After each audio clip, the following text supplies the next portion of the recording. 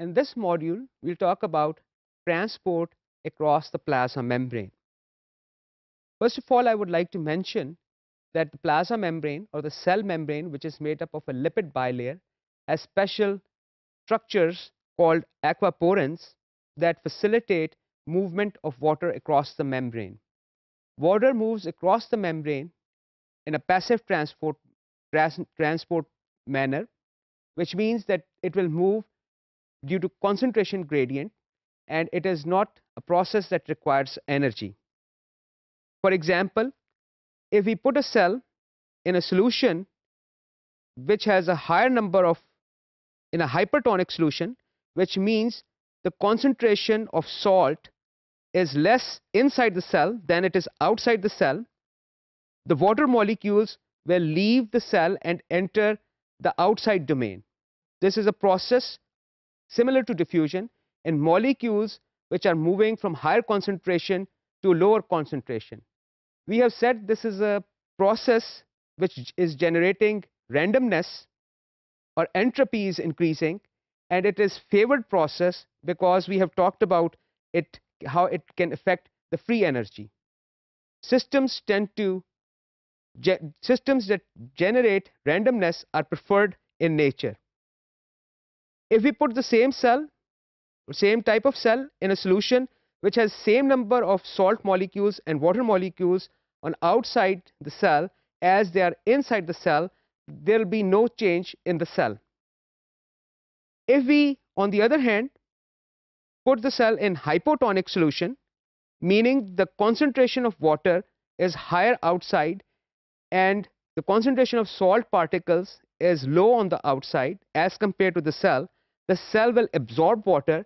It will keep on absorbing water till it bursts. Again, this is a process which does not require energy. It is gradient dependent from a higher concentration to a lower concentration. Now let's look at some of the proteins that can facilitate transport across the plasma membrane. These proteins have a special characteristic to them. These proteins have hydrophobic amino acids on the outside, which allows these proteins to be embedded in the plasma membrane because they have to interact with the hydrophobic domain of the lipid molecules.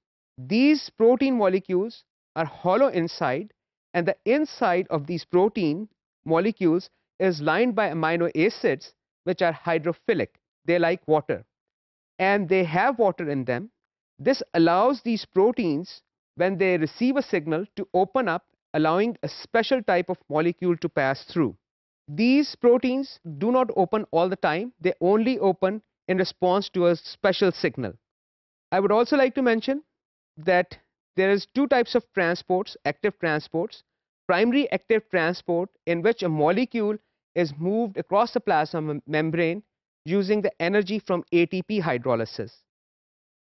There's another type of active transport which is called secondary active transport, in which ATP is not directly used, but it is ion concentration gradient that is used to move molecules across the plasma membrane. This is ion concentration gradient indirectly uses ATP energy. Although energy is required, it is not directly taken from ATP. In this category, I would like to mention three different categories. The uniport transporters, these are the channels, these are the proteins which are going through the plasma membrane, and they are hollow from inside.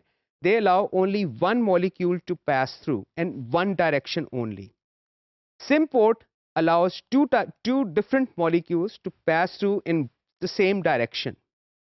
Antiport allows two molecules to transverse plasma membrane in opposite directions. So we have uniport, symport, and antiport. In next module, we look at the vesicle formation.